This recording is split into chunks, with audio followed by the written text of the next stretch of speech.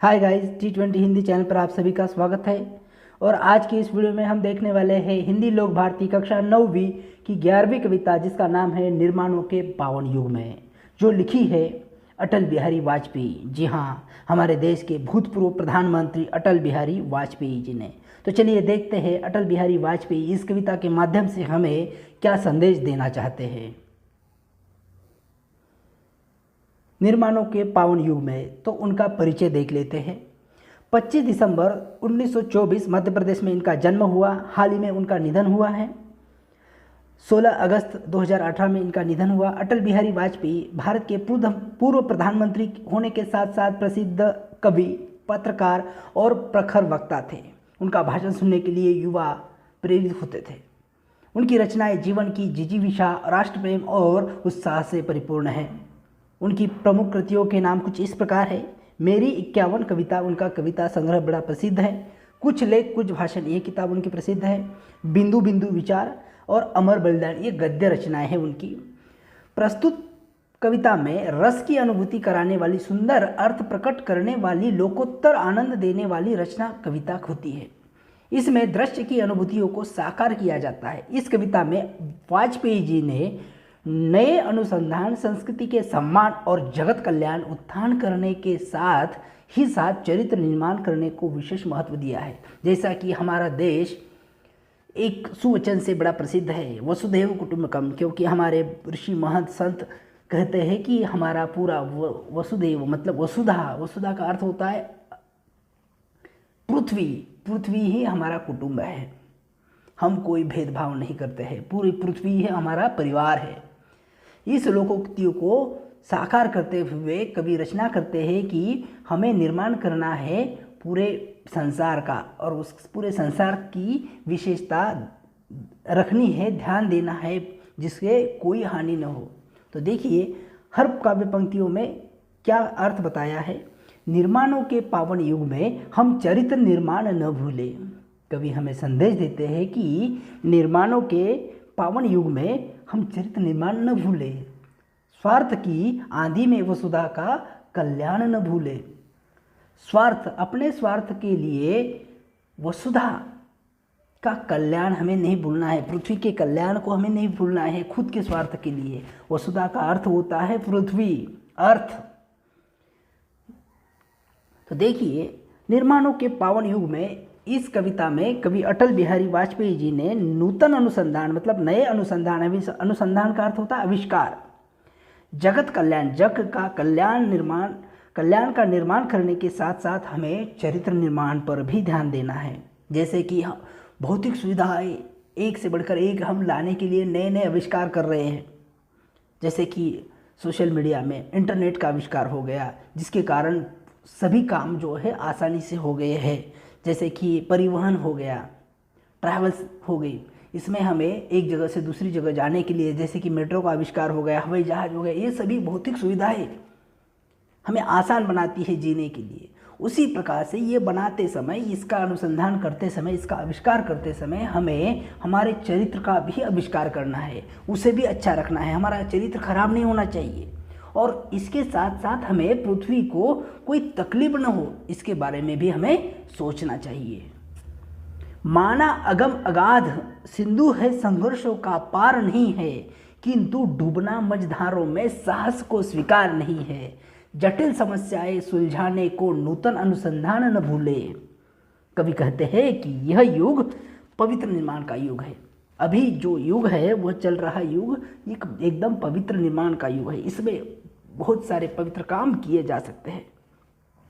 भौतिक निर्माण का कार्य करते समय हमें चरित्र निर्माण को नहीं भूलना है। बार बार कवि कहते हैं कि चरित्र पर फोकस करना है। अपने स्वार्थ प्राप्ति के तूफान में पृथ्वी के कल्याण को नज़रअंदाज नहीं करना है। कवि कहते हैं कि हमें पृथ्वी के कल्याण को नज़रअंदाज नहीं करना है।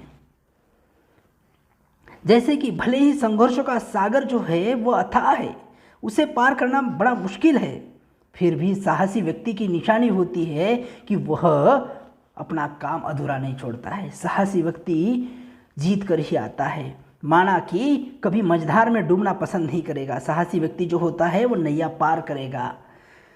वह तैर कर पार होने का हर प्रयास करेगा, अंतिम क्षणों तक वह लड़ते रहेगा और विजय हासिल करेगा। वह संघर्ष से हारना पसंद नहीं करता है। साहसी व्यक्ति। यदि हम मुश्किल समस्याओं को सुलझाना चाहते हैं तो हमें नए नए अनुसंधानों को नहीं भूलना चाहिए। इस प्रकार से कवि हमें संदेश देते हैं। उसके बाद देखिए, निर्माणों के पावन युग में हम चरित्र निर्माण न भूले, स्वार्थ साधना की आंधी में वसुधा का कल्याण न भूले। कवि फिर से कहते हैं कि यह युग पवित्र निर्माण का युग है। भौतिक निर्माण का कार्य करते समय हमें चरित्र निर्माण को कभी नहीं भूलना है। अपने स्वार्थ प्राप्ति के तूफान में पृथ्वी के कल्याण को नज़रअंदाज हमें बिल्कुल नहीं करना है। जैसे कि खुद का भला होने से अगर पृथ्वी को हानि होती है, जगत को हानि होती है, तो वो काम हमें बिल्कुल नहीं करना है। आगे देखिए, शील, विनय, आदर्श, श्रेष्ठता तार बिना झनकार नहीं है। शिक्षा क्या स्वर साध सकेगी यदि नैतिक आधार नहीं है। कीर्ति कौमुदी की गरिमा में संस्कृति का सम्मान न भूले।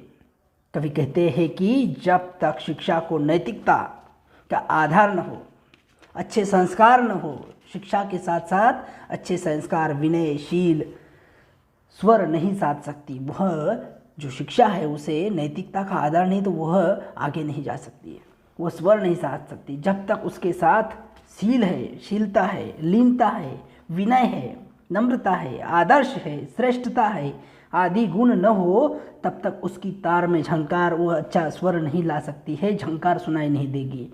और ये सभी गुण अगर उसके अंदर है तो वह शिक्षा जो है वह झंकार देगी, मतलब तरक्की ला देगी, शिक्षा का उपयोग हो जाएगा, वह शिक्षा आगे चलकर बहुत बड़ा काम करेगी। कवि कहते हैं, कीर्ति की प्राप्ति के अभिमान के साथ हमें संस्कृति का सम्मान करना नहीं भूलना है। उसके साथ साथ कीर्ति की प्राप्ति के साथ साथ हमें अभिमान के साथ हमारी संस्कृति का सम्मान करना है, उसे नहीं भूलना है। आगे देखिए, निर्माणों के पावन युग में हम चरित्र निर्माण न भूले, स्वार्थ की आंधी में वसुधा का कल्याण न भूले।